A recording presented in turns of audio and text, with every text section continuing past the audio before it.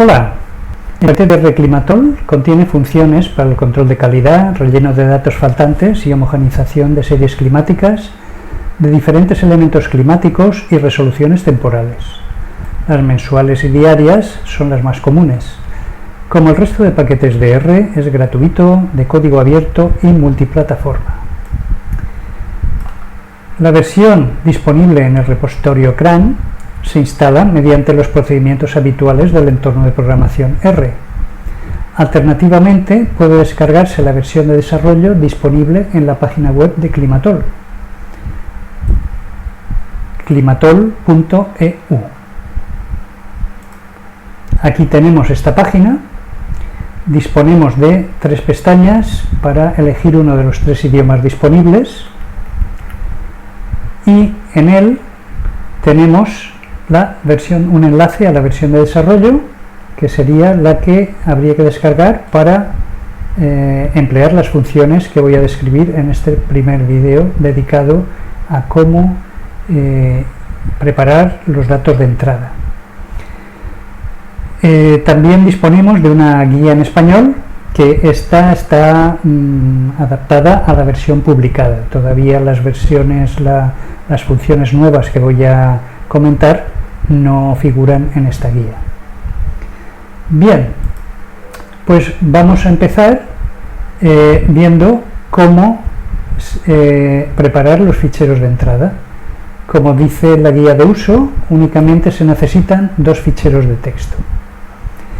Los ficheros se llaman los dos, tienen el mismo nombre base. Primero empiezan con un acrónimo de la variable, seguido de un guión bajo, año inicial, guión normal y año final. Los dos tienen el mismo nombre y se distinguen por la extensión.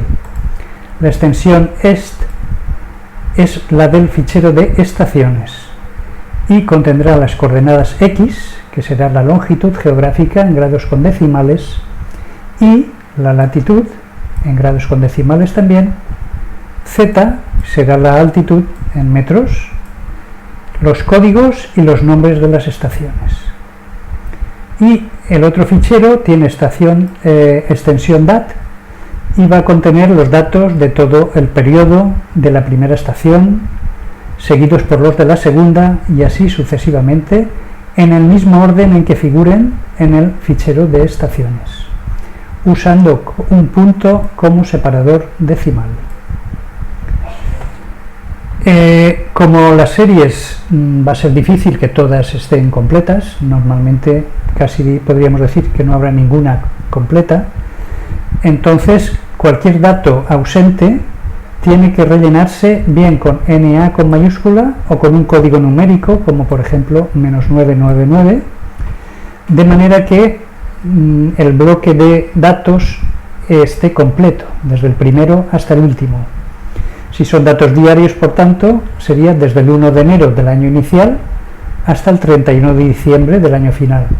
Si fueran mensuales, pues sería desde el mes de enero del año inicial hasta el mes de diciembre del año final.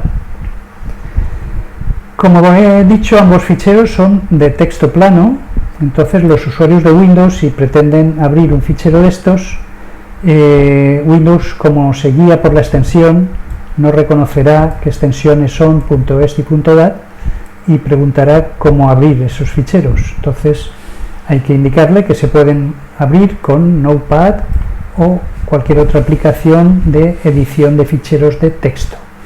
Un procesador de texto como Word nos podía dar problemas porque se va a grabar, salvo que le digamos específicamente que lo grabe como texto plano, lo grabaría en un formato que no sería adecuado. Bien, pues vamos a ver un ejemplo de cada uno de estos ficheros.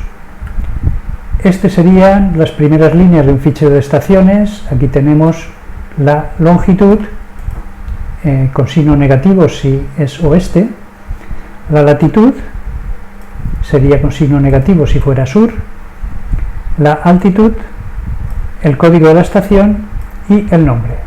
Los nombres de las estaciones conviene que vayan entrecomillados porque de esta manera pueden contener espacios. Si no lo ponemos entre comillas, este espacio se va a considerar que es como un separador de campos y vamos a tener problemas en la lectura del fichero. El ejemplo del fichero DAT pues no tiene más que una sucesión de datos. Es totalmente indiferente el número de datos que hay en cada línea porque el fichero se va a leer de manera secuencial desde el primero hasta el último y, como digo, pues rellenaríamos cualquier dato ausente con NA o con el código que se use para este fin. Bien, pues este es el formato que hay que conseguir con los datos para poderlos homogeneizar con Climatol y, por tanto, pues el usuario podría escribir un script en cualquier lenguaje de programación para leerlos de sus ficheros y grabarlos en este formato, o bien probar a usar alguna de las funciones de ayuda que tenemos disponibles en este fichero fuente que hemos descargado de la página web. Bien, pues para cargar estas funciones en memoria, en la sesión de R, pues usaremos la función source y pondremos el nombre del código fuente entre comillas. Pueden ser simples o dobles. Yo no uso RStudio, uso una consola de texto de Linux y aquí únicamente escribo una R mayúscula y tengo arrancado el entorno R. Entonces aquí pongo esta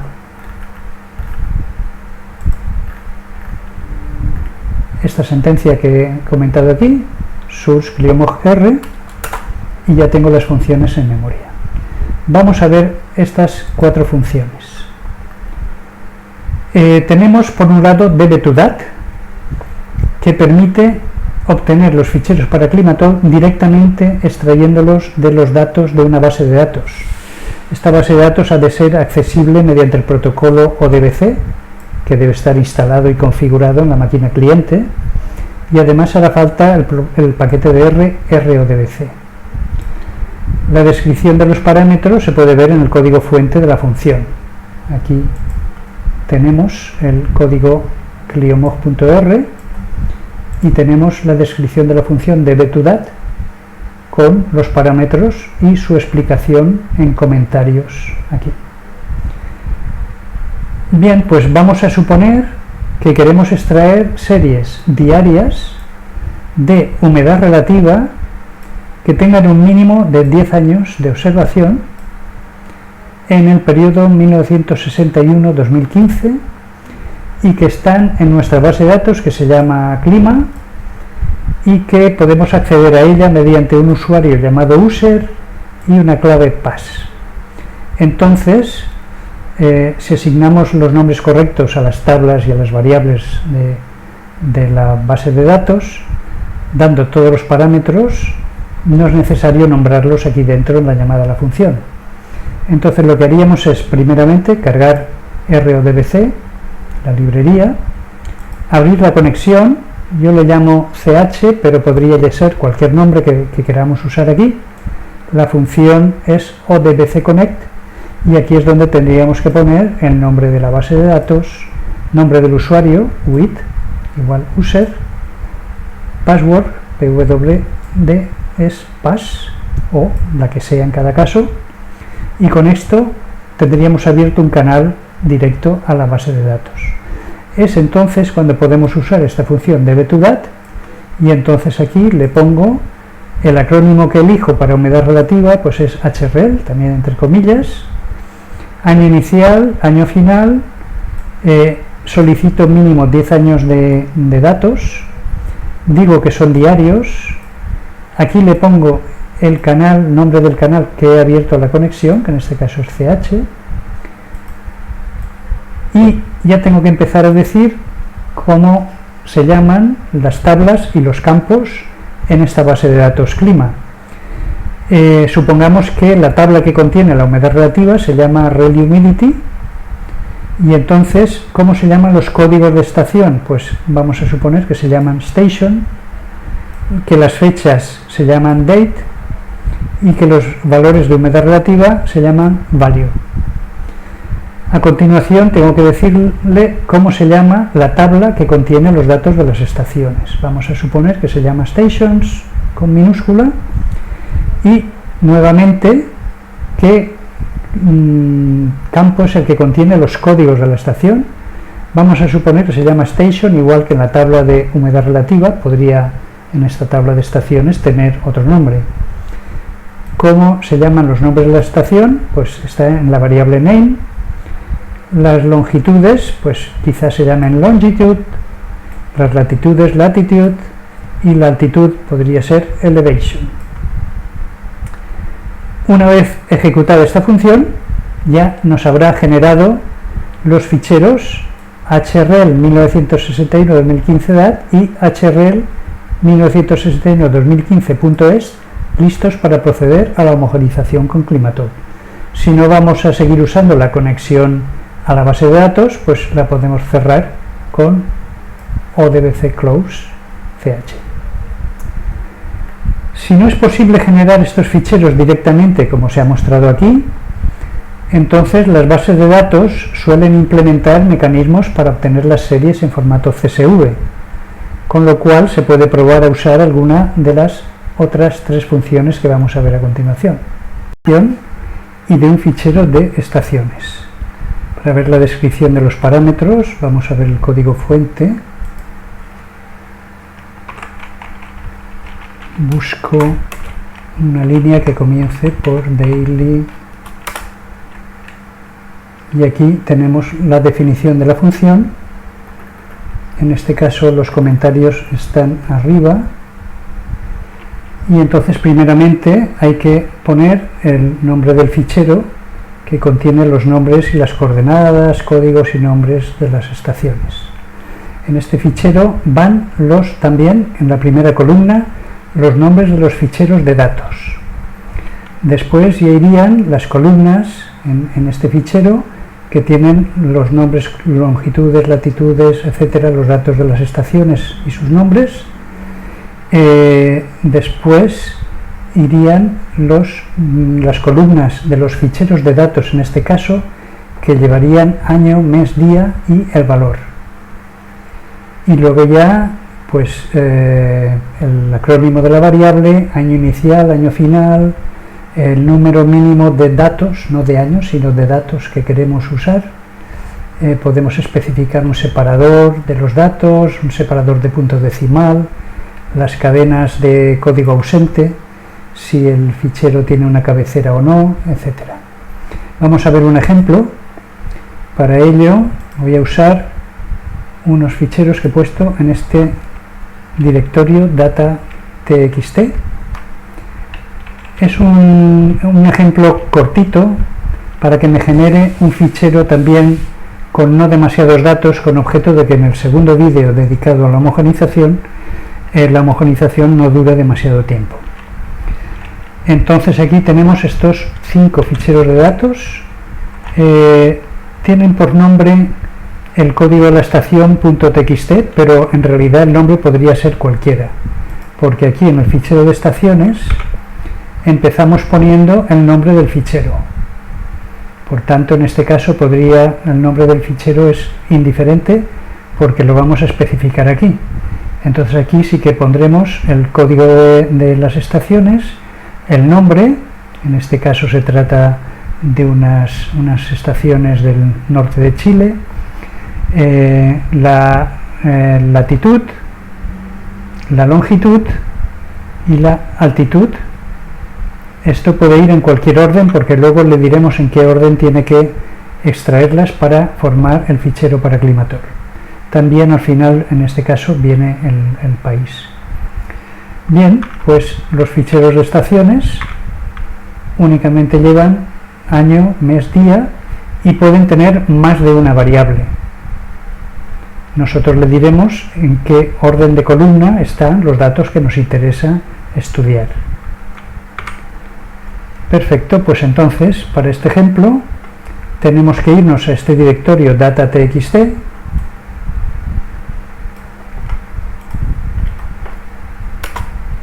Podemos comprobar que estamos en el directorio correcto y efectivamente aquí están estos ficheros. Bien, pues entonces ahora vamos a usar esta función daily to Climator con todos estos parámetros. Primeramente, el nombre del fichero de las estaciones, que como hemos visto es estaciones.txt, lo colocamos aquí. Luego, columnas con los nombres de estaciones y los datos de las estaciones en el orden en que los queremos, en que los necesita Climatol. Como hemos estado viendo, vamos a abrir nuevamente este fichero. Entonces, primeramente Climatol, ¿qué quiere? La X, o sea, la longitud. La longitud está en quinto lugar, en la quinta columna. La primera es los nombres de las estaciones, que lo ponemos aquí, el 1. Después en la quinta columna está la longitud, ponemos un 5. Después la latitud es la cuarta columna, 4. Después iría el código de la estación, perdón, la altitud, que es la columna número 6. Después va el código de la estación, que está en la columna número 2. Y por último, el nombre de la estación es la columna número 3. Según cada caso, esto puede variar. Para dar, estos números se dan como un vector, que en R pues se da con la función C de concatenar valores separados por coma. Bien, a continuación diremos en los ficheros ya no de estaciones, sino de datos, en qué orden están año, mes, día y el dato. En este caso, si nosotros queremos, por ejemplo, extraer la temperatura mínima, entonces tenemos que decirle el año es la columna número 1, el mes la 2, el día la 3 y la temperatura mínima es la columna 6. Es lo que le ponemos aquí, 1, 2, 3, 6. A continuación, pues, ¿qué valor le queremos, qué nombre le damos a la variable? Le llamaremos tmin y aquí ponemos el periodo de estudio, que como digo, lo voy a reducir a 10 años para que luego el ejercicio de homogenización no dure demasiado tiempo y se pueda meter en un vídeo. A continuación le decimos mínimo número de años, perdón, de años no, de datos. Son datos diarios, voy a pedirle 5 años, que serían 1825 datos como mínimo. Después el separador de los datos, en este caso es espacio en blanco, entonces esto se puede decir con un carácter vacío, entre comillas no hay nada. Después le decimos el formato de los datos ausentes. En otro fichero he visto que era -999,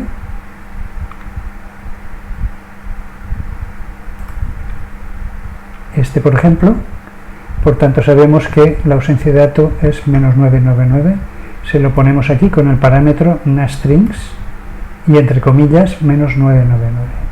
Bien, pues ejecutamos esto y va leyendo los datos y generando los ficheros. Nos dice los datos se han salvado, se han grabado en el fichero tmin 2011-2020 dat y nos hace un resumen estadístico. Nos dice cuántos datos ausentes hay y nos dice el resumen estadístico de los datos. Esto es interesante mirarlo para poder ver que los datos están correctos. Aquí tenemos valores de temperatura mínima que llegan hasta 33,4 grados. Esto porque es la zona desértica del norte de Chile. Es un valor como temperatura mínima muy alta, pero en principio, pues bueno, ya veremos en el análisis de los datos si es aceptable o es un error. Los demás datos, pues la distribución de datos parece correcta. Y también nos hace un resumen de las coordenadas y nombres que ha guardado en el fichero tmin 2011-2020.es. Vemos aquí las longitudes, las latitudes, las altitudes, los códigos de estación. Como son numéricos lo ha tomado como un número, pero eso es indiferente. Nos hace un resumen estadístico, pero en este caso no tiene objeto. Y los nombres nos presentan los primeros de ellos. De acuerdo, pues entonces ya tenemos el fichero Listo. Aquí está, fichero de datos, todos los datos, y fichero de estaciones en formato Climator. Vamos a ver otra posibilidad. ¿Qué sucede? Que muchos usuarios tienen los datos en ficheros Excel sueltos, uno por cada estación.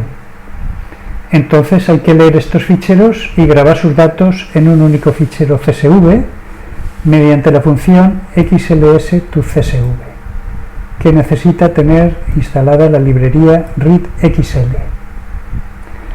Los ficheros Excel pueden contener datos de varias variables en columnas diferentes, de manera parecida como hemos visto en los ficheros anteriores. Y en este caso los nombres de los ficheros deben comenzar por el código de la estación, seguido de un carácter separador. Por defecto es un guión bajo, pero puede ser cualquier otro.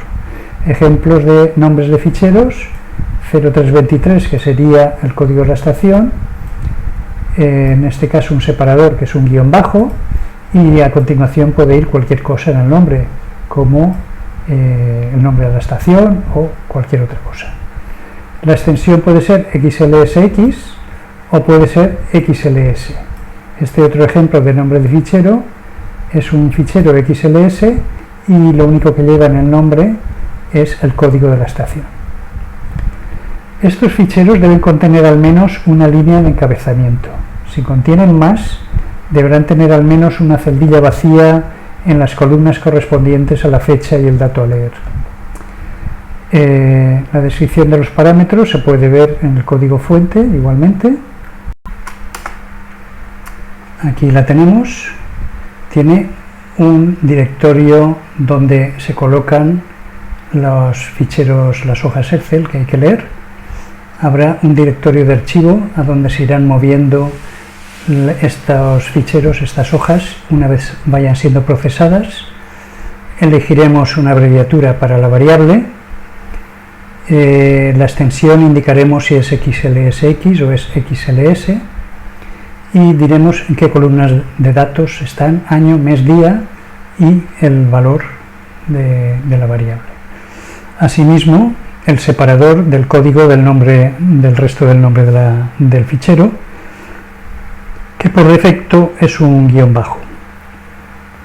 Bien, pues vamos a ver. Aquí tengo un ejemplo en el directorio data.xls. En el directorio 1 tengo las hojas Excel a procesar. He puesto únicamente 5, pero aquí se pueden poner todas las que se dispongan.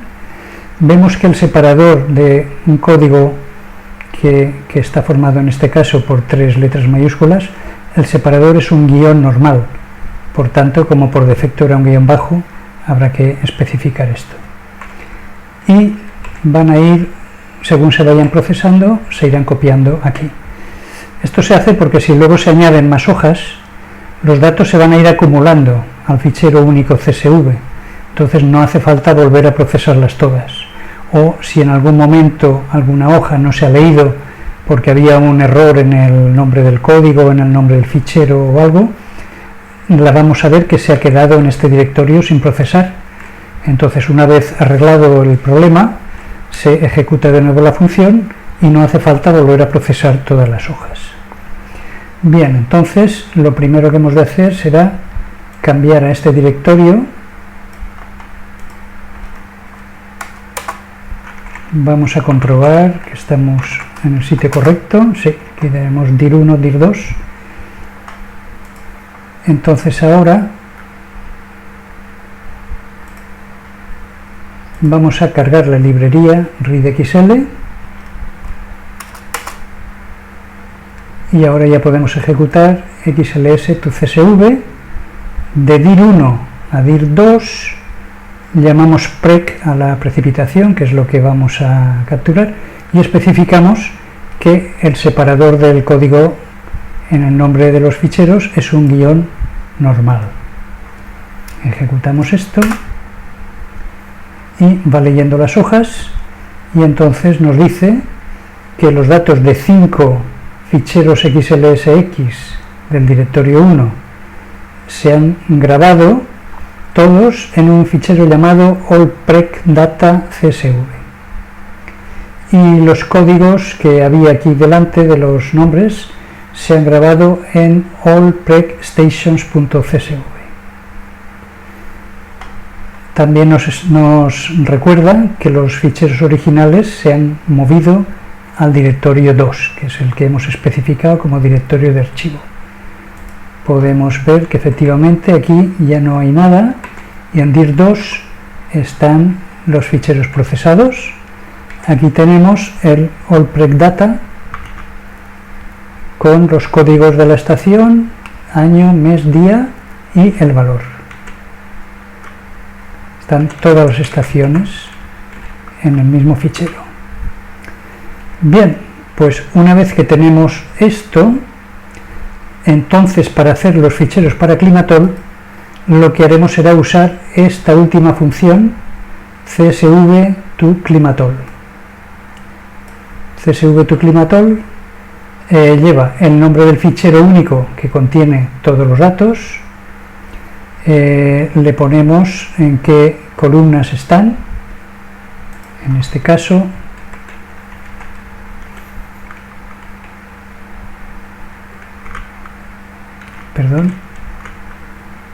1, 2, 3, 4 y 5. Empezamos por el código. Vamos a, de todas formas, a ver los parámetros descritos.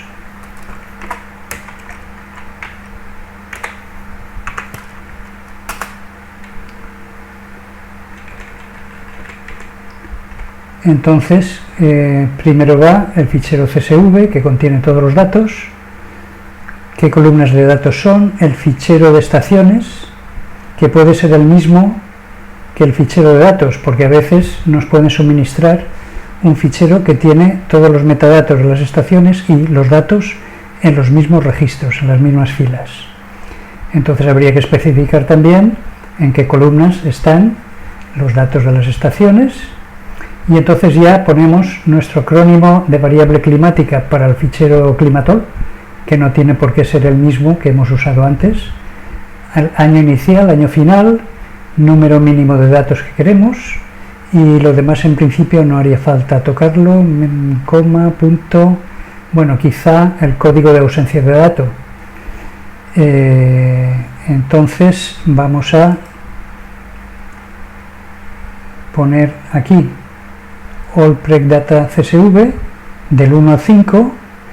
Estaciones CSV es un fichero que he preparado con los metadatos de las estaciones, lo tenía preparado de antes.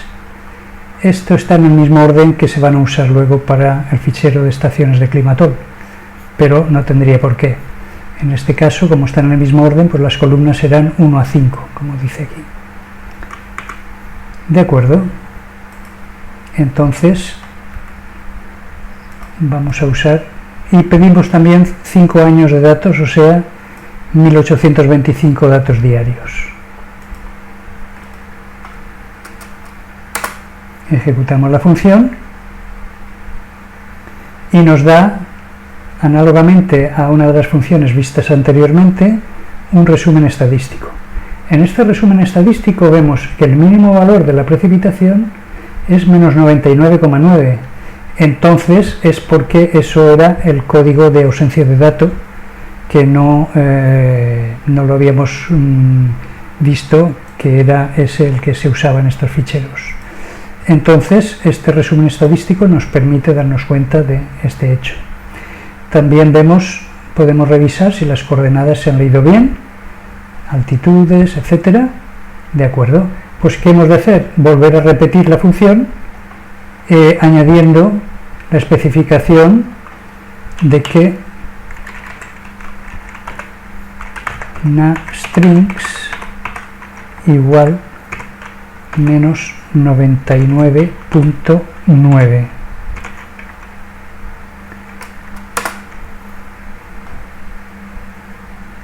Se vuelve a leer el fichero y entonces ya vemos que el valor mínimo es 0, como corresponde a la precipitación.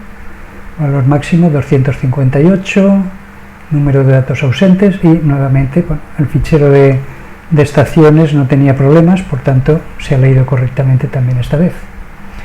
Bueno, pues hasta aquí la explicación de estas 4 funciones que pueden servir de ayuda.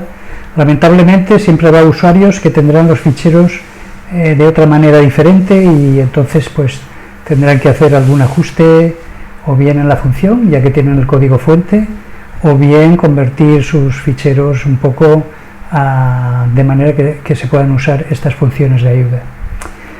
Para finalizar este vídeo, bueno, pues comentar que la homogeneización relativa se beneficia de una alta densidad de estaciones.